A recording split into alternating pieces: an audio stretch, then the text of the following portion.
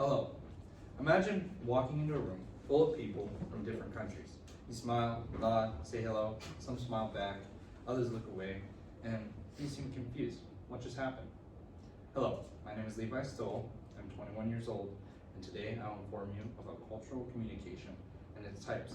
My credibility is from reading and completing assignments for chapters 1 through 13 of Human Communications, or Understanding Human Communication by Robert Alder, and COM 101 Fundamentals of Oral Communication, along with other outside resources on communicating across culture. I have a handout and a reference book.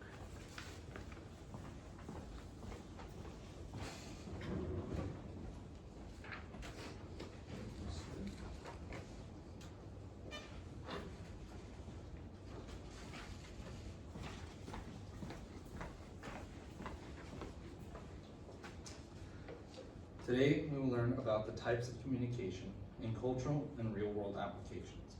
You might be wondering why this topic is essential. Well, communication is something we do every day with friends, coworkers, strangers, and even online. But when we cross cultural boundaries, things can get complicated. Misunderstandings can happen, not because people are rude, but because they're playing by different rules. I'm going to go over 3 main points. 1, types of communication. 2, cultural influences. And 3, real-world problems or applications. 1, types of communication. Communication isn't just talking. It's layered with a system of signals, some obvious, some subtle. Verbal communication. This is a communication through our spoken words, how we say it, our volume, tone, pace. For example, saying simple phrases differently can change how they're perceived. Like, a good example is, I'm fine, can mean several different things depending on how it's voiced. Next is nonverbal communication. This is how you communicate without talking, but through gestures, facial expressions, your posture, and eye contact. Visual communication is how we communicate visually with objects, like photos, graphs, videos, advertisements, and the list could go on forever. These objects help us to describe or show each other things and communicate with each other. This is an example of visual communication, a billboard. Written communication is the way we communicate through words without speaking. For example, emails, texts, signs, documents are good ways to communicate in writing. By the way, but the way you punctuate things matters greatly. It's what gets your point across. These are some examples of a punctuation. Warmth and grateful punctuation, like thanks so much for the invite. I'd love to join you next time. I really appreciate you thinking of me. This is greeting, saying that you want in, but thanks for thinking of me. But a cold, detached tone is like, I can't make it. You might not get that offer next time. Next thing I'll go over is each type plays a role in how we connect. And when we mix cultures, the rules can shift dramatically. Being able to communicate properly and being able to avoid miscommunication is key. These are some examples of communication styles, cultural differences, and examples of them from the thinkculture.gov. Next point, cultural influences.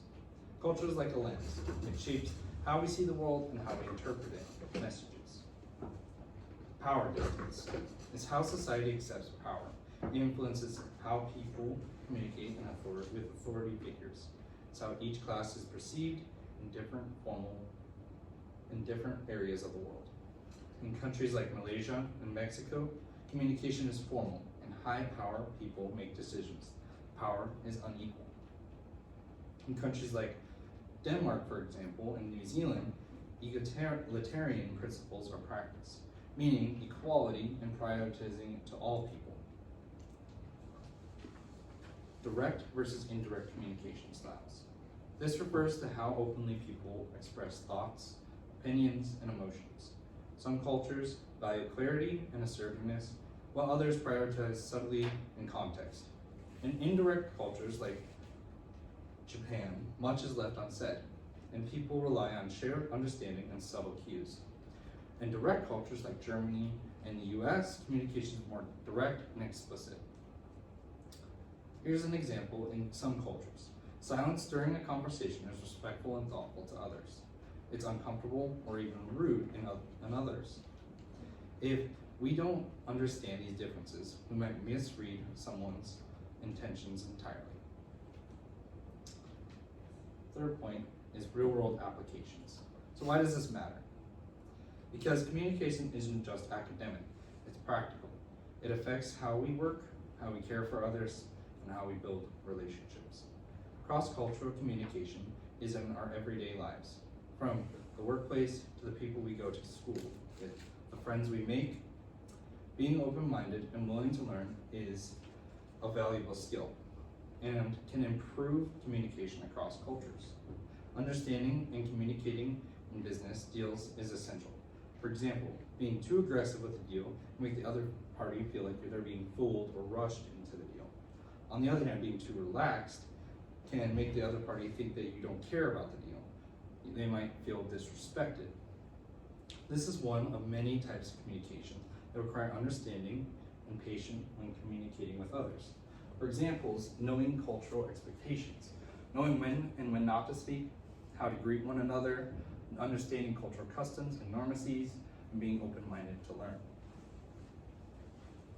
Every day, and even in everyday life, traveling, making friends, and working in diverse teams, cultural awareness helps us connect more deeply and respectfully.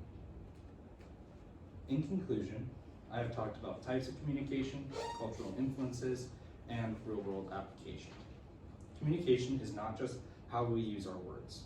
It's a complex group of signals and expectations shaped by culture. When we learn about types of communication and understand the importance of cultural influences, we can be empathetic, adaptable, and more effective communicators. I got my information from Power, Dissident Belief, and Workspace Communication, Mediating Role of Fear of Authority. I got the second one from Influence of High and Low Context Communication, Overcoming Cultural Barriers, and Understanding Human Communication by Robert Alder, and thinkculturehealth.gov. Thank you.